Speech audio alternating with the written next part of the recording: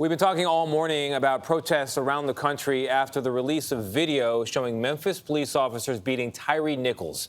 The 29-year-old father died 3 days later from his injuries that night, according to an independent autopsy. And 5 police officers have been fired and are now charged with second-degree murder.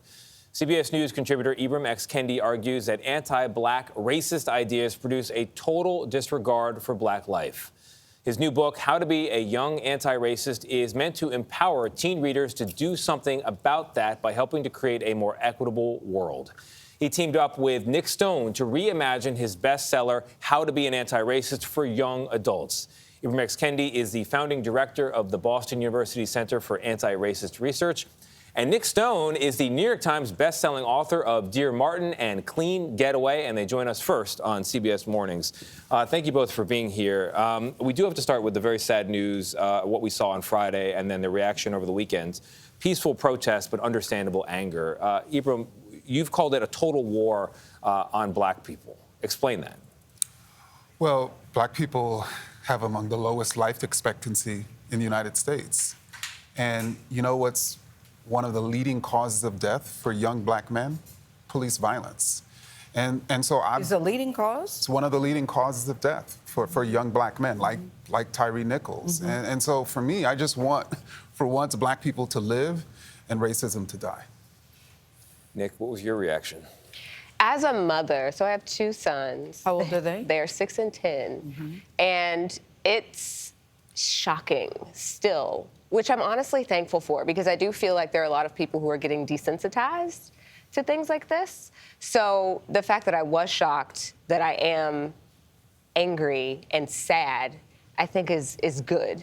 And feeling those emotions, like we all need to give ourselves the space to feel those uncomfortable emotions. A lot of the conversation is circling around that the officers were black and the young man was black, and people keep going back to the dehumanization of Tyre Nichols.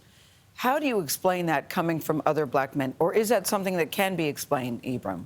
I think it can be explained. The most dangerous racist idea is the idea that black people are dangerous. And it's an idea that anyone can internalize, anyone can believe, including black people, including black police officers. And so when you tell black officers or any officer that those people are dangerous, go into those communities and keep us safe, these are the things that are going to happen. But you're one of those people, though. That's why the people are struggling with this. But you are one of those people.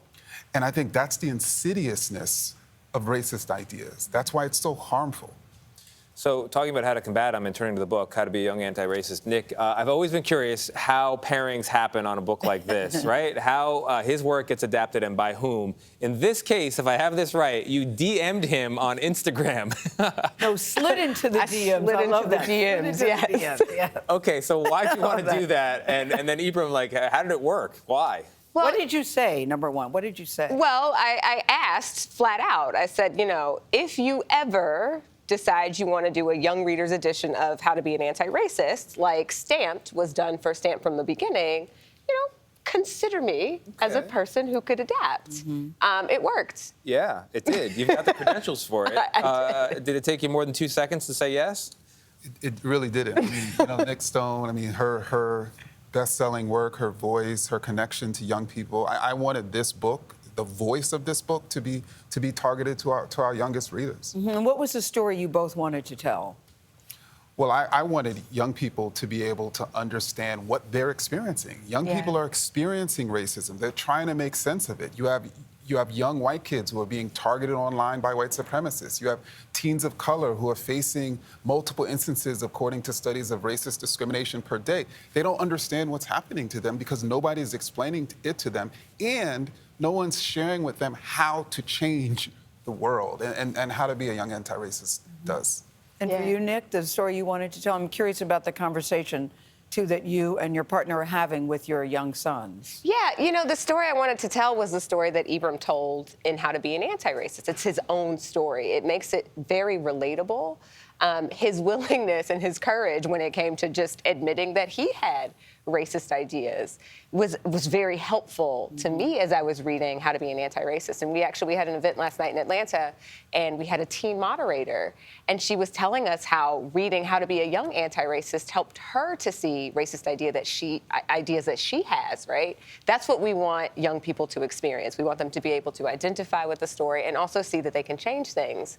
And yeah, me and the father of my children, I have the two boys, we're real big on making sure that they are both prepared for the world the world they're going to enter, but also empowered, right? Like, I think that we can sometimes, as Black parents, instill a measure of fear that trumps everything. So making sure my kids understand the world that they're going to be in, but also understand that they do have the power to change it. Like, that's also what we're going for with the book. So, Yeah, go ahead. Well, I was going to say, Ibram, there are a lot of parents who think, to combat racism, the old-fashioned way is to not see race, to treat everyone equally, to be colorblind. But of course, one of the bedrock principles of being an anti-racist is that you are actually color conscious. Talk to those parents who think, well, wait a minute, that's opposite to what I want my kids to see. Well, I mean, if your child does not see and understand difference, I mean, in other words, there are different skin colors, and all those skin colors and all those groups are equals, then it's incredibly important for them to see that. But they also see that certain people have less. So they're trying to figure out why. Why is it that Black and brown people disproportionately have less in this country? And we need to explain to them it's not because there's something wrong with them. It's because of racism. And here's how you join the struggle to fight against it. I knew you'd have a good answer for that. Something very good came out of you sliding into his DMs, you know? Indeed. And Tony, don't you love her shirt? I love your shirt. We need more thinkers. We need more thinkers, That's what this is about. On all levels, We yeah. sure do. All right, Ibram X, Kendi and Nic Stone, thank you very much. How to Be a Young Anti-Racist goes on sale tomorrow.